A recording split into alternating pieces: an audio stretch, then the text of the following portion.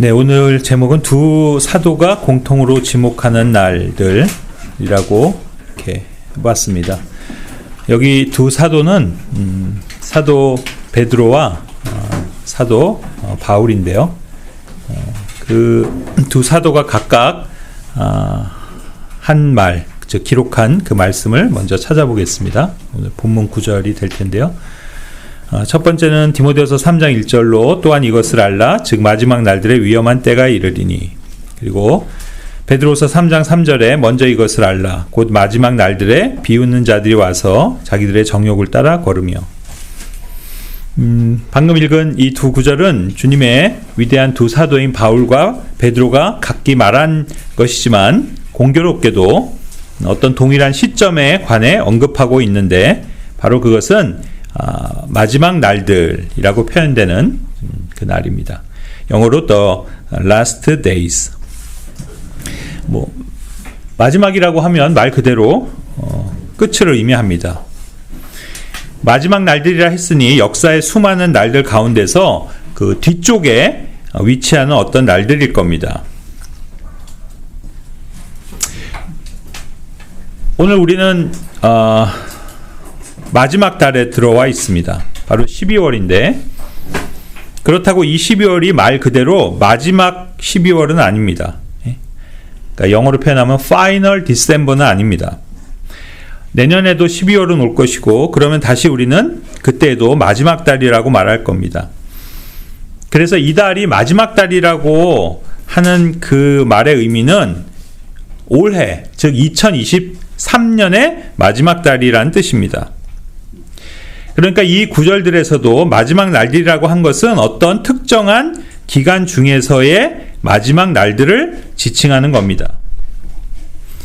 사실 이 마지막 날들은 그들 두 사도들의 시대로부터는 매우 먼 미래의 시점입니다.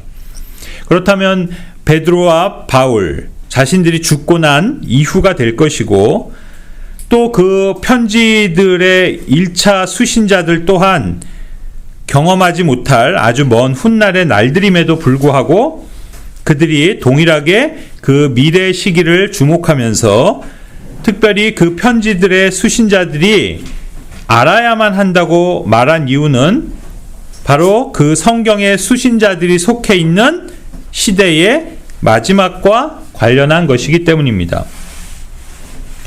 바로 디모데서나 베드로서의 서신들이 성경으로 주어진 이 신약 시대, 즉 교회 시대를 말하는 겁니다.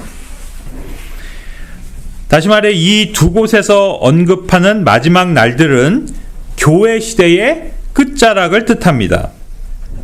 그러니까 교회의 휴거와 대환란이 일어나는 순간 직전까지의 시기입니다.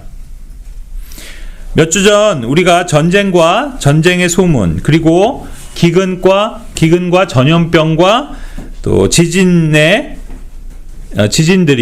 그 끝의 징조들이라는 예수님의 답변을 이끌어낸 제자들이 물었던 시기도 마지막 때에 관한 것이었습니다. 하지만 그 내용들과 관련한 마지막은 대환란 기간의 마지막, 즉 예수님의 재림이 임박한 시점의 마지막을 뜻합니다. 그러나 우리 신약교회는 환란 시기를 겪지 않을 것이기 때문에 대환란 시기의 날들과는 사실상 관련은 없습니다. 여기서 우리는 먼저 성령의 기록자이신 하나님께서 진정 성경을 기록하신 목적과 대상이 명확하다는 사실을 다시 한번 기억해야 할 필요가 있습니다. 물론 성경은 모든 세대의 모든 사람들에게 주어진 책임에 틀림이 없습니다. 그러나 성경은 하나님께서 주관하시는 역사를 다루고 있으며 그 역사는 세대별로 다른 하나님의 섭리가 작용하고 있다는 사실입니다. 그래서 세대별로 구분해서 볼 때 각 세대 안에 해당하는 그 마지막도 다릅니다. 다시 말해 구약의 시작이 있고 마지막이 있습니다. 또한 신약도 그 시작이 있고 마지막이 있습니다. 더 세분하자면 구약 안에는 율법이 주어지기 전과 율법이 주어진 이후가 다르며, 또 율법의 마지막을 고하는 시대도 그래서 있습니다.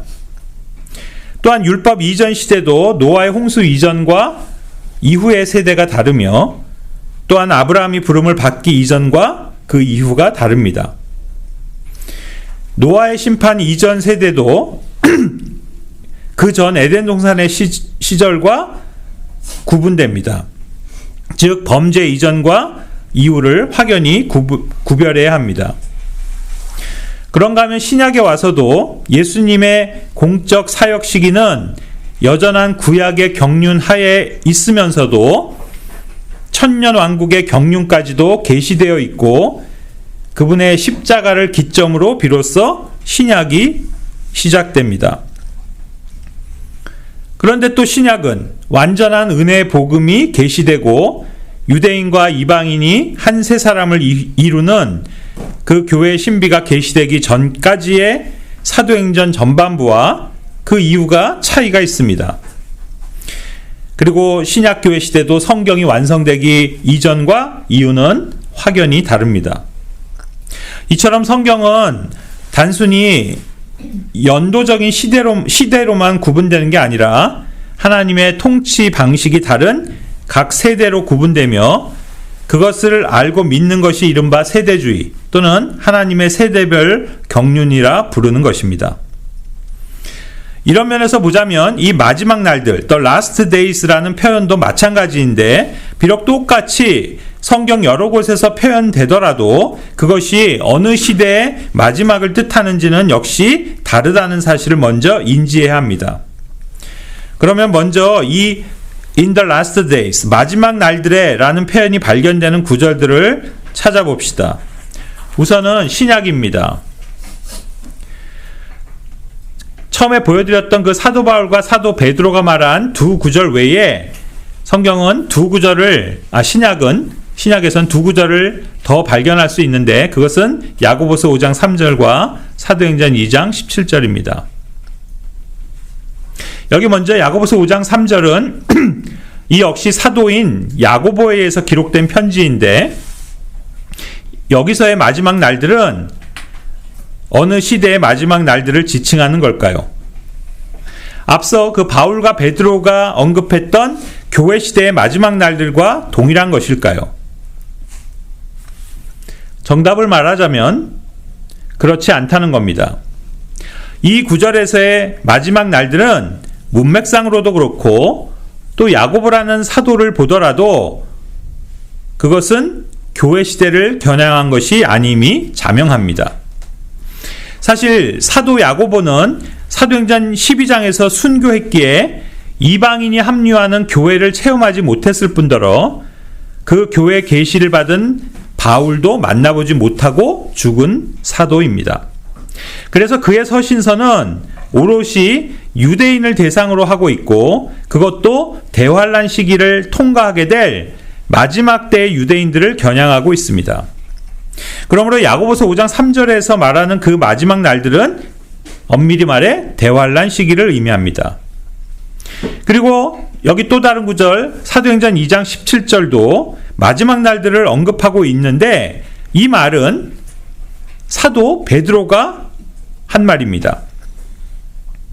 그렇다면 앞서 그 봤던 베드로서 3장 3절에서 동일한 그 저자인 베드로가 말한 것이니 여기에서 언급된 마지막 날들이 그렇다면 그 베드로서의 마지막 날들과 같은 날을 가리키는 것일까요? 이 또한 사실은 그렇지 않다는 겁니다. 비록 똑같이 사도 베드로에 의해 사용된 말이지만 그 발설 시점이 완전히 다릅니다. 사도행전 2장 17절은 베드로가 성령의 그 강림을 경험했던 오순절 때 말한 것이고 베드로서 3장 3절은 그가 사도로서 사역을 한 지 한참 지난 시점입니다. 다시 말해 아까 야고보의 경우처럼 사도행전 2장의 베드로는 신약교회를 아직 알지도 경험하지도 않은 시점이었지만 베드로 후서를 기록하는 시점에서의 베드로는 교회 안의 사도일 뿐더러 장로로서 교회 성도들을 염두에 두고 있는 입장입니다. 그래서 사도행전 2장 17절은 구약의 예언 요엘서 2장 18절부터 22절을 인용한 것인데, 그것은 대환란의 끝인 마지막 날들을 표현하고 있는 겁니다. 이처럼 신약에서 In the last days가 들어가 있는 이 네 구절 중 두 구절은 그러니까 교회 시대의 끝자락을 말하는 것이고, 나머지 두 구절은 대환란 시기를 말하는 것입니다. 그리고 이 last days라는 그러면 표현이 신약에만 나오느냐, 구약엔 없느냐 하면 역시 구약에도 등장하고 있는데, 그것은 총 3구절입니다. 창세기 49장 1절과 이사야서 2장 2절, 그리고 미가서 4장 1절입니다. 먼저 창세기 49장은 야곱이 그의 12아들들의 미래에 대해서 예언한 내용인데, 거기서의 이 마지막 날들에 대한 예언임을 1절이 분명히 밝히고 있고, 그래서 이것은 실은 예수님의 초림부터 재림 모두에 다 해당하는 그러한 예언입니다. 특별히 10절부터 12절의 내용이 대표적인데, 바로 요한계시록 19장 11절부터 16절의 예언을 통해서 그것이 마지막 때에 대한 예언인 것을 우리는 깨달을 수 있습니다. 그래서 이 예언에서 지목하고 있는 마지막 날들은 예수님의 초림으로부터 시작해 교회 시대를 건너뛰어 대환란 끝과 그리스도의 재림의 때로 연결됩니다. 그리고 또 다른 두 구절, 즉 이사야서 2장 2절과 미가서 4장 1절 역시 동일한 예언을 기록하고 있는데, 여기서는 주의 집, 즉 성전이 마지막 날들에 시온산 위에 굳게 세워질 것에 대한 내용입니다. 그렇다면 이것은 역시 예수 그리스도께서 재림하셔서 통치하시는 천년왕국 때를 가리키는 겁니다. 그러니까 결론적으로 정리를 해보자면, 이 마지막 날들에 in the last days라는 말은 교회 시대 끝에도 해당하고 대환란 기간을 가리키는 말로도 사용이 되며, 또 천년왕국 시대를 겨냥하는 말로도 사용이 된다는 겁니다. 그러니까 똑같은 표현이라고 해서 똑같은 시대를 의미하는 것이 아님을 먼저 우리는 이처럼 구별해야 하는 것입니다. 그런데 한 가지 또 성경에서 구분해야 하는 것이 있는데, 바로 이 last days와 아주 유사한 표현이긴 한데, 영어로 보면 the latter days라는 표현이 있다는 사실입니다. 이 역시 마지막 날들이라 번역할 수도 있는데, 그래서 우리가 지금 현재 사용하고 있는 흠정역은 아까 그 the last days와 똑같이 구별하지 않고 그냥 마지막 날들이라고 그렇게 똑같이 번역을 해 놓았습니다. 하지만 분명 단어의 차이가 있으니 뭔가 의미의 차이점도 있을 것이 분명할 겁니다. 그래서인지 최근 나온 표준역은 이것을 좀 구분해서 마지막에 가까운 날들이라는 표현으로 차별화해서 표기하고 있더라고요. 그렇다면 이 표현은 어디에서 또 어떤 의미로 사용이 되고 있을까요? 먼저는 이 표현이 등장하는 구절들 거의 대부분이 구약이고, 신약에는 오직 디모데전서 4장 1절에서만 등장하지만 사실 그것도 자세히는 차이가 있는데, 디모데전서 4장 1절은 in the latter times라고 해서 days, 날들이 아니라 때, times라고 되어 있는 점입니다. 그러니까 엄밀히 말하자면 이 또한 다른 표현입니다. 그렇다면 the last days라는 latter days라는 표현은 오직 구약에만 나온다고 봐야 할 겁니다. 그래서 찾아보니 그것은 지금 앞에 있는 것처럼 총 11개 구절입니다. 그런데 결론적으로 말하자면 이 모든 구절은 다 대환란 시기를 지목하고 있습니다. 이처럼 단어 하나, 문장 하나에도 차이가 있으며 그 차이를 발견하는 것이야말로 성경을 오해나 오류 없이 공부하는 첩경이 됩니다. 그런 차원에서 오늘 본문이 되는 그 구절들이 말하는 주제로 들어가 보겠습니다.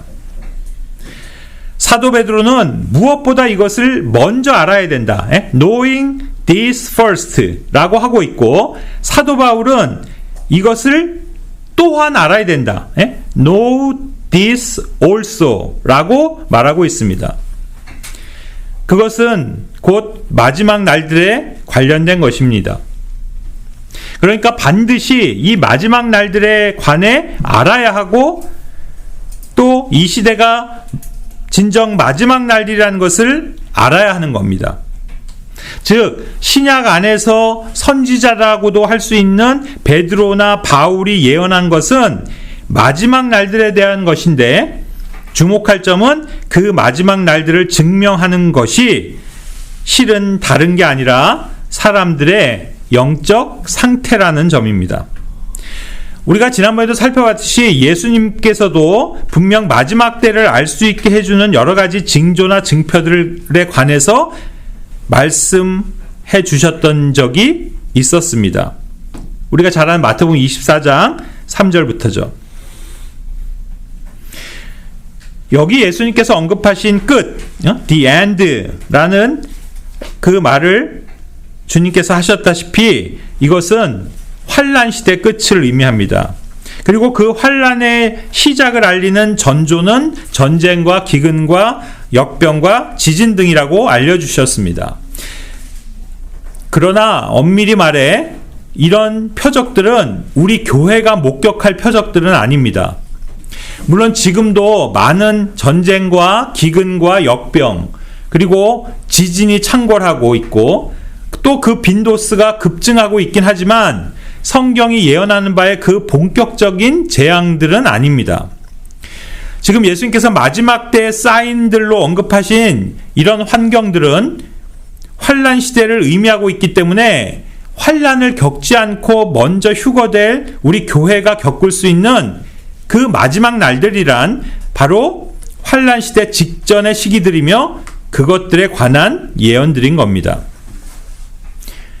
그러니까 이 시대를 살고 있는 교회로서 과연 지금 이 시대가 마지막 날들이 분명하냐 하는 점과 또 과연 그것을 어떻게 알 수 있느냐 하는 그것입니다.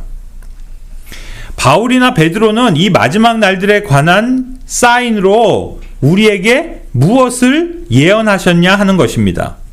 어쩌면 우리가 진정 알아야 하는 예언은 그것일지 모릅니다. 즉 마태복음 24장의 예수님의 예언이나 요한계시록에서 사도 요한을 통해 주신 예언들은 본격적인 마지막 날들의 중심에 해당하는 환란 시대에 관한 것들이기 때문에 물론 우리가 그것들을 제대로 알아야만 다른 시대와 구분할 수도 있고 그래야 또 오늘날 그렇게 많은 거짓 교리에 속아 넘어가지 않을 수도 있기 때문에 그 역시 중요합니다. 하지만 엄밀하게는 우리가 직접 목격하고 경험할 상황들은 아니기 때문에 우리에게는 휴거가 임박한 그 마지막 날들이 언제며 그것을 알려주는 사인들이 무엇인지를 아는 일이 더 중요하다는 사실입니다. 그렇다면 사도 바울과 사도 베드로가 예언한 마지막 날들에는 어떤 일이 일어납니까? 그것을 바울은 위험한 때가 올 것이라고 말하고 있고 베드로는 비웃는 자들, 조소하는 자들이 올 것이라고 말하고 있습니다. 제가 그 두 구절을 다시 이렇게 요약해서 비교를 해보았습니다. 똑같은 마지막 날들에 옵니다. 바울은 뭐가 온다고요? 위험한 때가 온다고 했습니다. 베드로는 무엇이 온다고요? 어떤 사람들이 오는데 비웃는 자들, 조롱하는 자들이 온다고 하는 겁니다. 자, 그럼 먼저 바울이 말한 그 위험한 때란 어떤 의미입니까? 이것은 환경적인 상황을 말하는 게 아니라 사람들의 상태, 즉 영적인 상황을 말하고 있는 겁니다.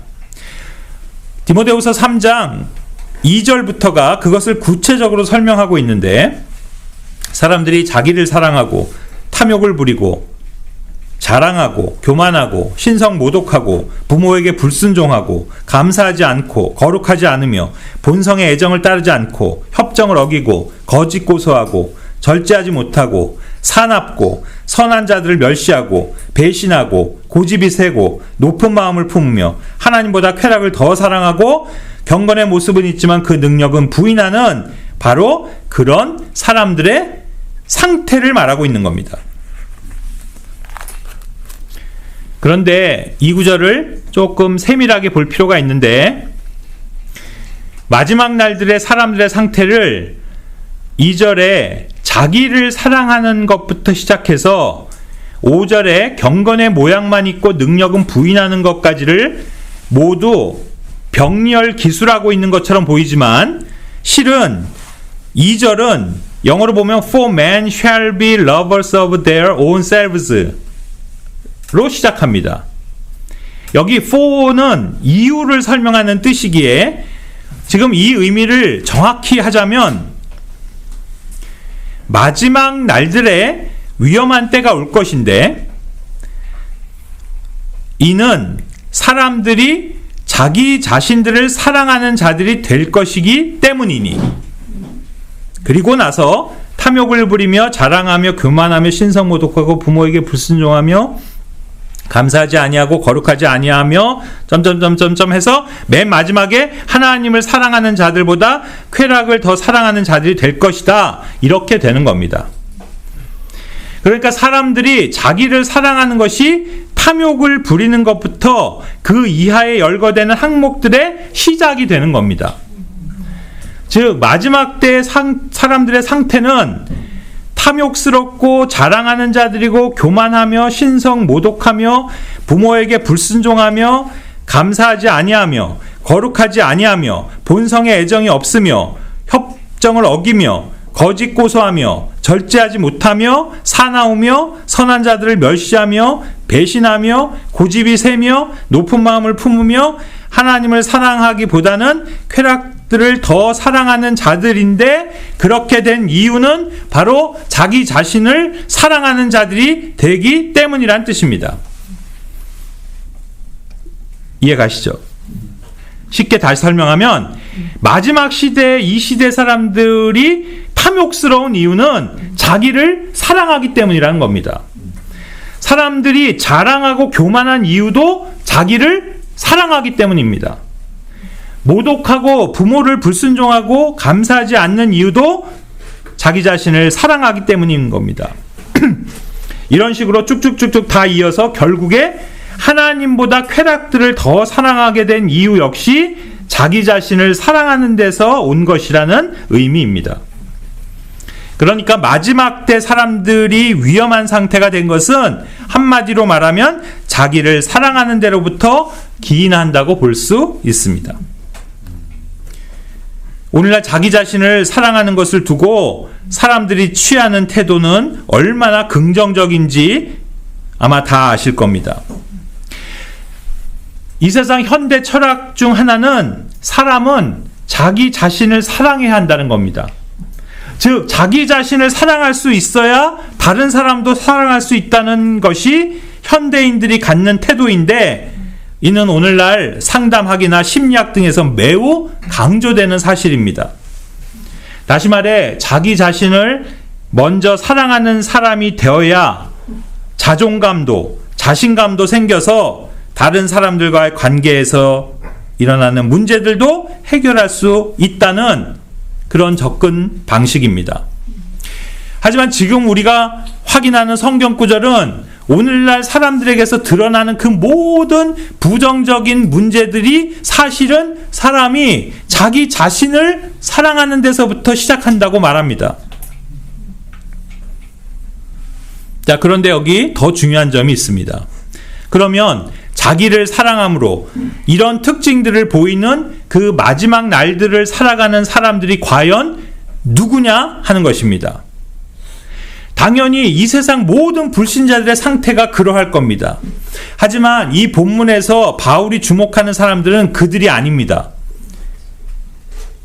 5절이 바로 그에 대한 힌트를 주는데 그것은 경건의 모양은 있지만 경건의 능력은 부인하는 자들입니다. 이 부분 역시 4절까지 열거되는 그 많은 사람들의 특징들을 이어받는 또 하나의 특징으로 이해하기 쉽지만 실은 그게 아닙니다. 5절을 역시 유의해서 보면 4절까지 열거된 항목들은 콤마로 다운표인가? 콤마로 쭉 이어지다가 끝에 4절 끝에는 세미클론으로 구분한 상태에서 영어로 보시면 having a form of godliness but denying the power thereof로 되어 있습니다. 그러니까 경건의 모양은 있고 능력은 부인하는 자들이란 앞서 언급한 그 모든 특징들을 보이는 사람들 모두를 일컫는 말입니다.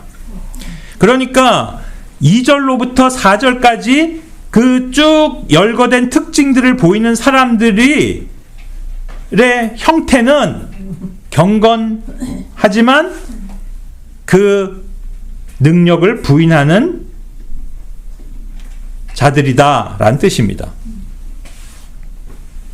그러니까 다시 이해하기 쉽게 말하면 경건의 모양은 있는 자들인데 탐욕을 부리는 자들이다 이 뜻입니다. 경건의 모습을 갖고 있으면서 교만한 자들이다 이런 뜻입니다. 경건의 형태는 가지고 있는 자들인데 절제하지 못한다. 경건의 형체를 띠면서도 하나님보다 쾌락을 더 사랑하는 자들이 있다 그런 뜻입니다. 바로 거기에 쭉 열거된 그 부정적인 모든 특징들을 보이는 사람들 전체가 기본적으로 갖는 양상이 그 형태가 경건의 모양은 갖추고 있으나 능력은 부인하는 그 사람들이다 이런 뜻이 되겠습니다. 정리가 되십니까?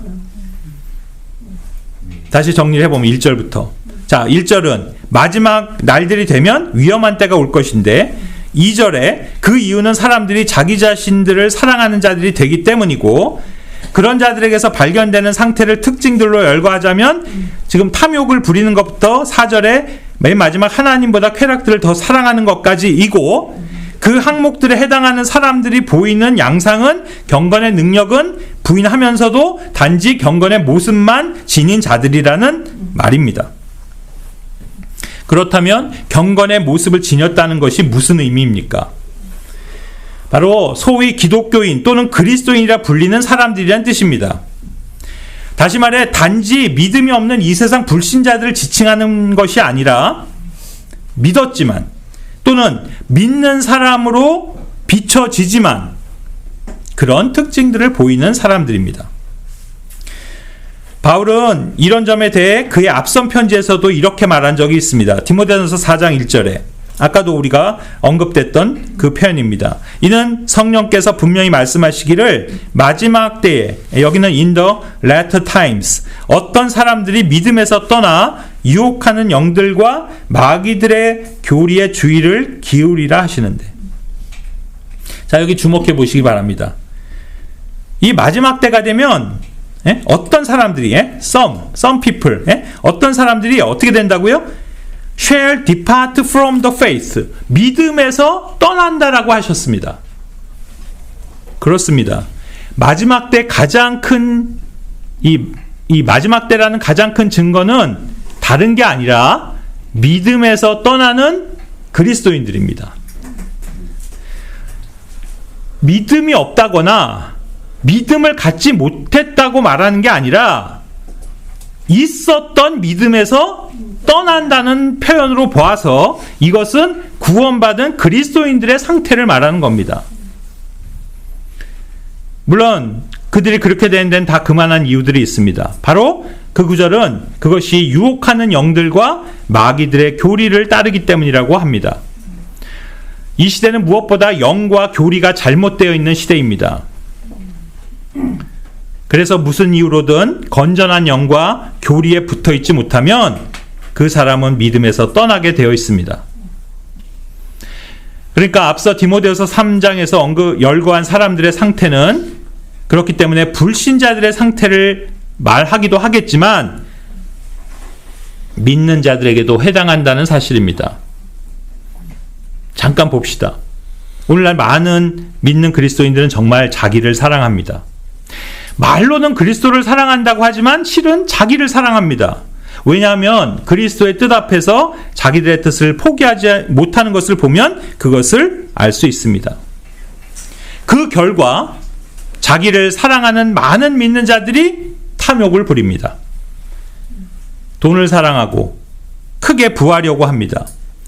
그래서 금전적 이득 앞에서는 신의도 저버리고 명예도 하찮게 여깁니다.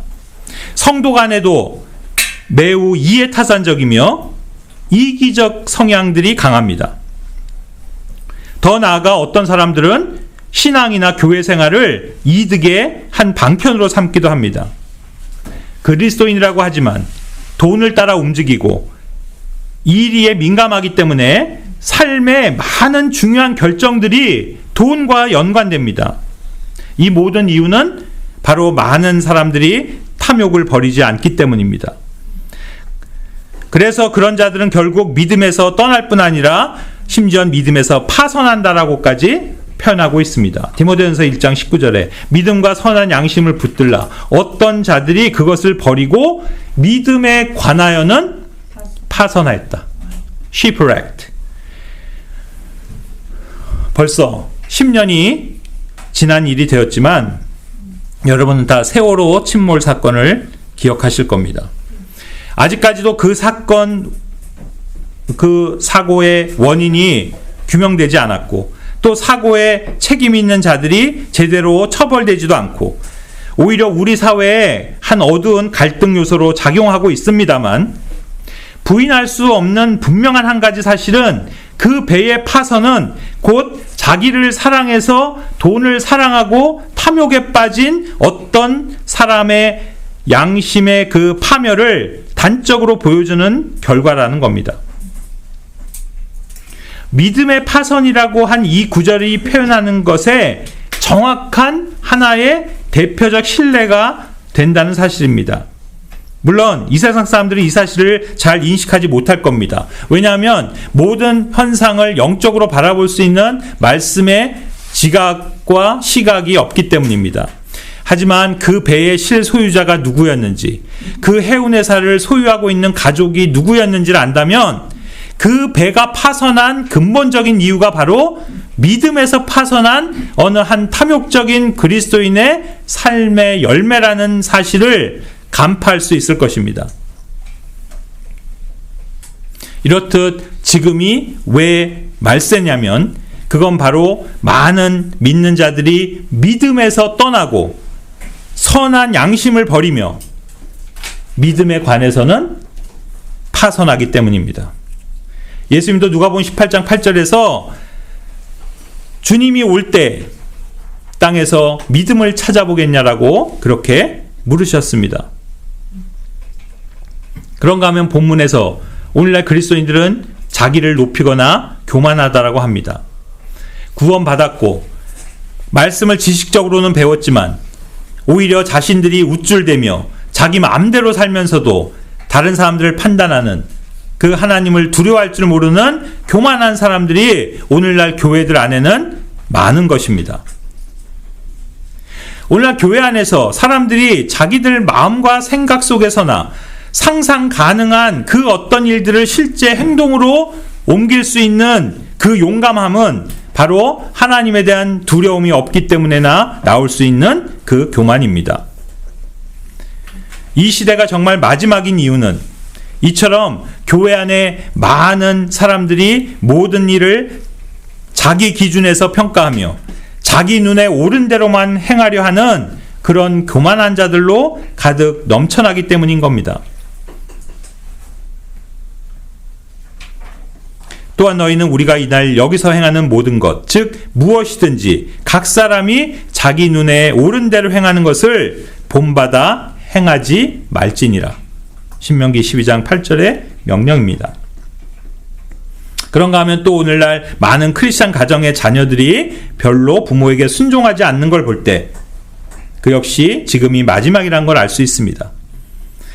그런가 하면 감사하는 태도가 줄어든 것을 보면서도 그것을 알 수 있습니다. 더 나아가 신성모독하고 거룩하지 않고 동성연애가 급증하고 사람들을 배신하는 행위가 반복되고 절제하지 못하고 사납고 고집이 세고 쾌락을 추구하는 등의 이 모든 상태들에 대해서 지금 이 시간에 일일이 설명하자면 몇 시간을 더 할애해도 부족할 것이기에 이건 다음번으로 미루도록 하고, 아무튼 분명한 것은 바울이 지적한 마지막 때는 구원받은 믿는 자들의 상태가 위험한 상태에 빠지게 되는 것을 의미한다는 사실이고, 그래서 지금 우리가 서 있는 이 시기가 바로 마지막임을 아는 것입니다. 그리고 또 다른 사도 베드로가 지목하는 마지막 때임을 알려주는 사인은 바로 이렇게 마지막 때임을 말하는 사람들에 대해서 조롱하고 비웃는 자들이 오는 것입니다. 먼저 이것을 알라. 곧 마지막 날들에 비웃는 자들이 와서 자기들의 정욕을 따라 걸으며 이르되 그분께서 오신다는 약속이 어디 있느냐? 조상들이 잠든 이래로 모든 것이 창조의 시작 이후에 있었던 것 같이 그대로 계속되느니라 하리니. 실제 오늘날 우리 주변의 사람들 반응이 어떠합니까? 그리스도의 재림, 교회의 휴거, 천년왕국의 통치, 지구의 멸망 등을 이야기하면 이상한 눈으로 쳐다보는 걸 넘어 아직도 그런 걸 믿냐? 그걸 문자적으로 믿냐 하면서 냉소적인 반응을 보이는 것입니다. 이것이 곧 무천년주의 조롱자들입니다. 그런데 오늘날 교회들이라고 하는 곳들을 들여다보시기 바랍니다. 이런 무천년주의자들로 차고 넘쳐납니다. 휴거나 재림을 믿고 말하는 교회들도 있지만 그 수는 정말 희소합니다. 그리고 비록 말로는 그리스도의 재림을 믿는 것 같고 휴거를 믿는 것 같지만 실은 그것들조차 영적인 개념으로 받아들이는 사람들이 대부분입니다. 그걸 어떻게 알 수 있냐고요? 바로 그런 주제를 가르치거나 말하는 설교를 거의 들을 수 없다는 데 있습니다. 되려 그런 주제를 입 밖으로 꺼내는 것에 대해 오히려 극도의 경계심과 반발심을 갖고 있기 때문입니다. 정말 믿는 거라고요? 정말 믿는다면 왜 말을 하지 않을까요? 사람은 누구나 자기가 믿는 것을 말하게 되어 있습니다.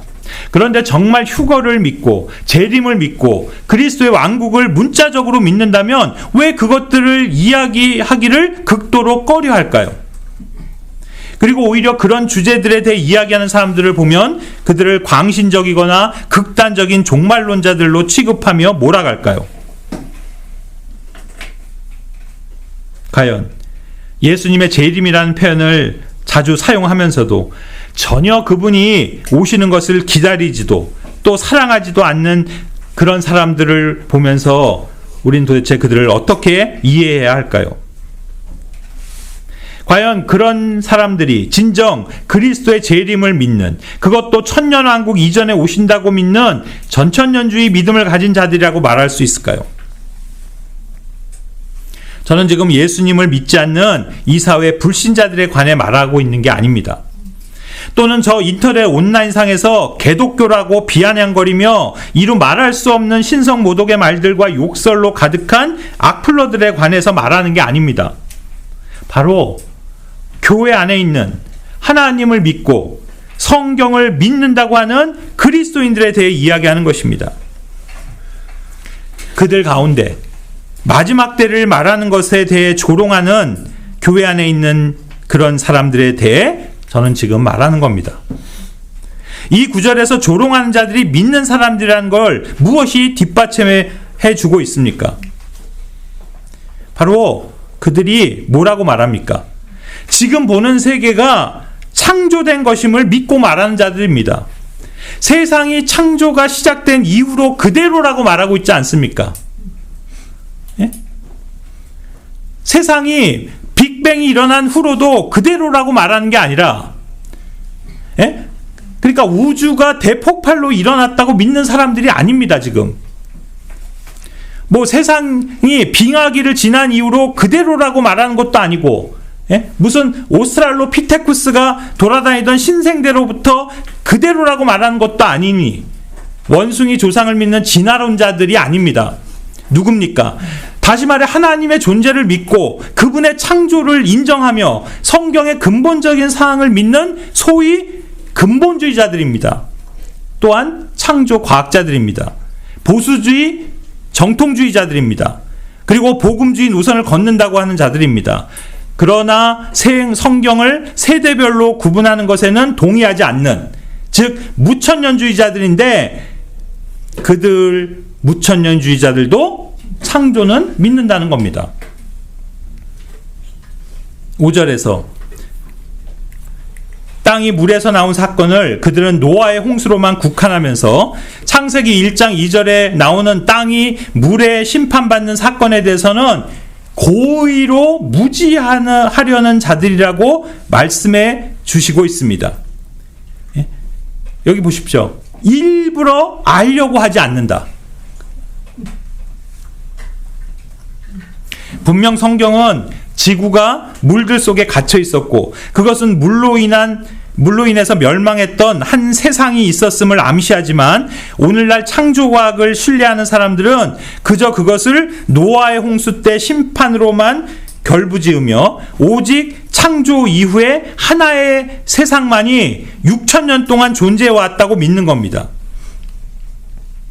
이러한 자들은 단순히 못 배워서 모르는 게 아니라 일부러 알려고 하지 않는, 즉 고의에서 나온 무지함이라는 것입니다. 그래서 실은 이들은 매우 교만한 부류의 그리스도인이라는 사실입니다. 바로 이런 신앙을 가진 사람들이 성경을 문자적으로 믿으며 세대별 구분을 믿으며 주의 재림과 휴거를 기다리는 사람들을 비우는 겁니다. 세상의 창조를 믿는다면 세상의 멸망도 믿어야 하지만, 오늘날 근본주의자들이라고 일컫는 사람들은 늘 창조만 강조합니다. 그런데 베드로는 그 이유가 그들이 자기들의 정욕, 즉 욕심을 따라 걷기 때문이라고 지적하십니다. 그 이유는 간단합니다. 이렇게 비웃는 자들은 재림을 믿지 않고 천년왕국을 문자적으로 믿지 않는 무천년주의자들이기에 그들의 신앙은 현세적일 수밖에 없기 때문입니다. 결국 장래에 대한 소망이나 보상에 대한 약속이 없는 사람들에게는 오로지 인생의 성공과 형통, 그리고 자기 만족이 주된 관심사가 될 수밖에 없는 것입니다. 그러니 앞서 사도 바울이 이야기한 자기 자신을 사랑하는 사람들이 될 수밖에 없는 이유인 겁니다. 그래서 현대 그리스도인들의 특징은 자기들의 욕심을 신앙으로 포장해서 이루려는 기복신앙이요, 형통신학이요, 성공신학인 것입니다.